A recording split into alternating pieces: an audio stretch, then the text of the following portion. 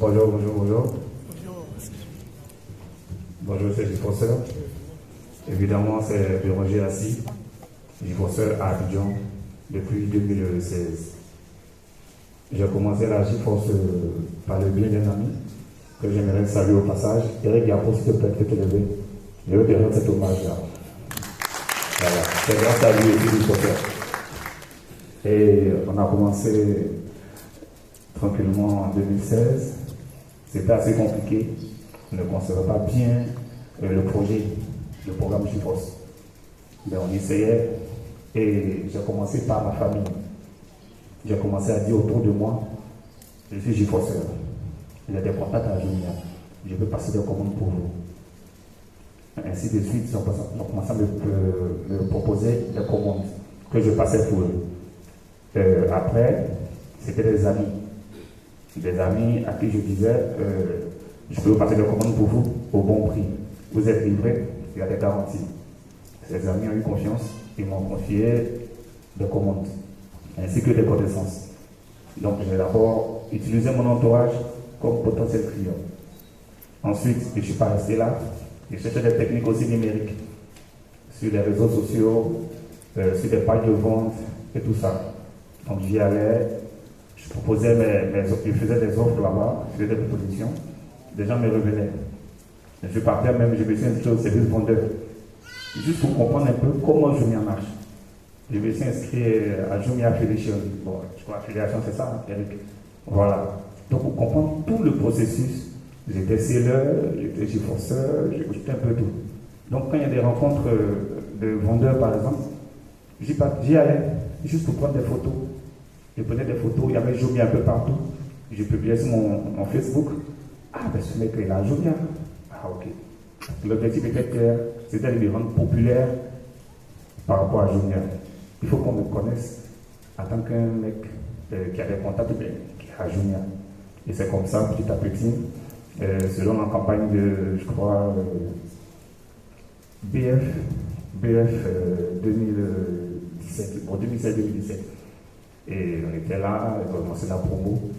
Je suis venu m'installer dans la zone où se trouve l'agent Jumia.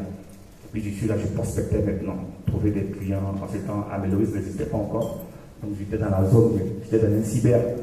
J'étais à côté de l'agence de Hongrie, mais dans un cyber. Et là-bas, j'ai mon ordinateur, je fais des prospections, je fais des commandes, tout ça. Et petit à petit, après la promo, j'ai vendu 5 millions. En ce temps, les commissions étaient à 5%. C'était plus intéressant. J'ai vendu 5 millions et là, waouh, c'est possible de vendre 5 millions avec une commission de 5%, 5 à 8%. Et c'est parti comme ça. J'ai été approché par, comment il s'appelle, Mobio Silver. C'est lui qui a dit, ça fait des grosses ventes. Est-ce que tu peux nous représenter sur des stands? Je n'ai pas hésité une seconde. Je cherchais vraiment à être en contact avec ce projet-là. J'y croyais réellement et j'y crois encore. Je suis parti, il me dit, on ne peut pas te donner de l'argent. Voilà un stand, on te donne des t-shirts, tu payes le transport de toute ton équipe pour partir là-bas. Et c'est ce qu'on a fait. Pendant une semaine, nous étions sur le terrain, sous la pluie, la mairie venait nous battre. Vraiment, c'était compliqué. Il y a d'autres qui peuvent témoigner. J'ai eu vraiment des soucis avec la mairie pour ça, parce qu'on s'est installé. Et il y avait des petites complications au passage sur les autorisations. Ils ont retiré nos matériels et tout ça. Mais on était toujours là parce qu'on croyait au projet. Et à la solde de ce projet, on gagnait plus que d'habitude. Donc c'est avec les rémunérations GIFOS que je payais les membres de mon équipe qui sont partis avec moi. Et ainsi de suite. J'ai commencé à avoir un gros carnet d'adresses, un gros portefeuille client. Du coup, c'est devenu comme sur les roulettes. Je n'ai pas besoin de trop prospecter pour vraiment avoir de la clientèle. Un truc que je n'oublie pas, avant chaque promo par exemple, mon équipe et moi, nous nous déplaçons dans les villes, souvent même à l'intérieur du pays ou à proximité des agences Jumia. Nous allons prospecter avant les promos, avec des flyers, tout ça. On va, on prospecte, on prend le numéro des clients. Vraiment, on fait l'effort, on fait un tapage maximum pour que pendant les promos, on ait un max de commandes. Il ne s'agit pas d'attendre le client, il ne s'agit pas de s'installer dans une PUS pour trouver des clients Jumia, non. Les GIFOSeurs, ils sont pour aller chercher le client. Et avec mon équipe, on était autour de 50 personnes On s'est déployé vraiment aux abords d'Abidjan, Bassam, Beaunois, Abidjan, Cocody, tout ça, pour pouvoir avoir un max de clients.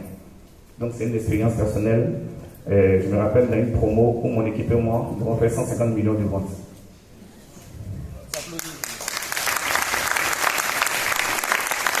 Voilà. Et je vous assure que ce n'est pas sorcier. Il arrive régulièrement que moi, il fasse 30 millions de ventes. Personnellement. Et ce n'est pas sorcier. Je vous assure, c'est des jalons qu'il faut placer.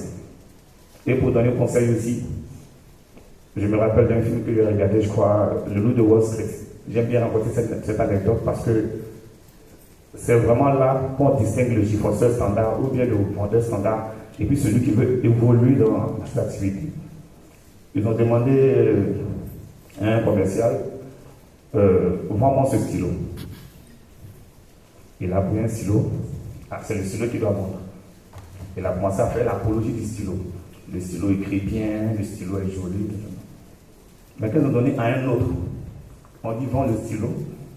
Il n'a pas parlé de la qualité. Bon, il n'a pas parlé du stylo physiquement, mais il a parlé de l'importance, du besoin de ce stylo. Ce stylo te sert à écrire. Ce n'est pas sa beauté qui écrit. Donc il a dit, monsieur, vous pouvez me faire un autographe? Il dit, mais je n'ai pas de stylo. Comment je peux te faire un autographe? Il dit, ben voilà un stylo. Achète-le et fais-moi l'autographe. Vous avez compris l'intérêt de cette chose-là? Voilà. Donc souvent, une personne peut avoir une télé. La personne n'a pas besoin de télé. Physiquement. Vous devez rôder autour de lui. Est-ce que tu n'as pas une attaque, tu as besoin de télé? Ton fils, il joue au PlayStation et autres. Est-ce qu'il n'a pas besoin de télé? Comme ça, tu peux la partir facilement. Mais si tu veux forcément qu'il prenne en fonction des qualités de l'article, il n'en a pas besoin. Pourquoi il va prendre? Donc c'est une petite anecdote que je voulais donner. Aussi parler des techniques de vente. J'ai brièvement effleuré cela tout à l'heure. Pour les débutants, prenez votre entourage immédiat comme des potentiels clients. Personne ne viendra acheter des articles de l'extérieur plus que ceux qui sont proches de vous. C'est eux-là qui sont nos potentiels clients au départ. Et après, de recommandation en recommandation, de bouche à bouche, vous pourrez avoir des clients externes, des amis de vos amis, les collègues de vos sœurs, les parents de vos amis, et ainsi de suite. Ça va s'élargir. À un moment, vous ne chercherez même plus les clients. Vous ne pourrez même plus décrocher vos téléphones. Parce qu'ils viendront tout seuls. Donc l'objectif, c'est de se faire connaître. Ensuite, pour ceux qui ne sont pas débutants, pour ceux qui ne sont quand même pas experts, mais qui sont au milieu, comme on le dit, ceux-là, il faut beaucoup travailler sur les réseaux sociaux. Les SMS à tous vos répertoires. Quand il y a une promo, par exemple, quand vous donnez le catalogue, vous mettez tous les articles, plus leur prix et les frais de livraison, vous balancez à tous vos entourages. À tout votre entourage, par SMS, par Messenger, ou par WhatsApp, ou Telegram, vous balancez à tous vos abonnés et à tout votre répertoire. Tranquillement, ceux-là vont vous revenir, pas immédiatement, mais dans 2 mois, 3 mois, ils vont se rappeler. Il y a un média qui travaille là-bas, attends, je l'appelle. Ça, c'est une technique pour les juniors. Maintenant, pour les experts, voilà, il est très important de développer autour du programme GIFOS.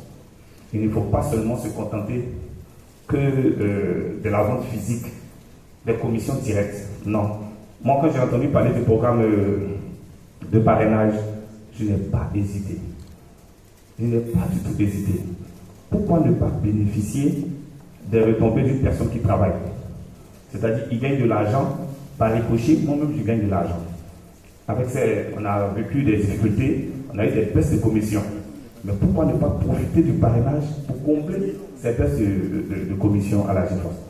Comme ça, moi j'ai développé, et d'autres peuvent le témoigner ici. Il y a des gens même que je ne connais pas, mais ils coachent. À distance, ils m'écrivent, ah voilà, je les coach, d'autres peuvent le témoigner, je ne les connais pas. Mais des gens m'appellent de toutes les villes de Côte d'Ivoire pour me demander conseil, me demander assistance, pour qu'ils donnent les directives. Le parrainage est un bon projet, en ce sens que tu as 1% de plus sur ta commission personnelle. Donc honnêtement, moi c'est mon petit secret. J'ai environ 50 ou 60 filles dans mon équipe. Ils sont assez forts, ils sont assez bons. Voilà, Jean-Louis Desbarrés, s'il te plaît, peut se lever aussi. Voilà, la campagne, je crois, l'année dernière, Non, Pierre, l'année dernière, voilà. Il était le meilleur. Il a fait pratiquement 27 millions de ventes. Et c'est mon filleul. Donc c'est pour dire que c'est pas sorcier. Il faut vraiment développer. Vous imaginez 27 millions, 1% de 27 millions, ça fait combien? Et c'est pour moi. Vous voyez, sans souffrir, je lui ai juste montré les techniques, lui-même s'est déployé. Donc prenez au sérieux le système de parrainage, surtout vous qui êtes à l'intérieur du pays, c'est plus facile. Trouvez des personnes, montrez-leur vos commissions si possible. Dites-leur que voilà ce que je gagne par mois. S'il te plaît, intéresse-toi à cela. Il va te suivre.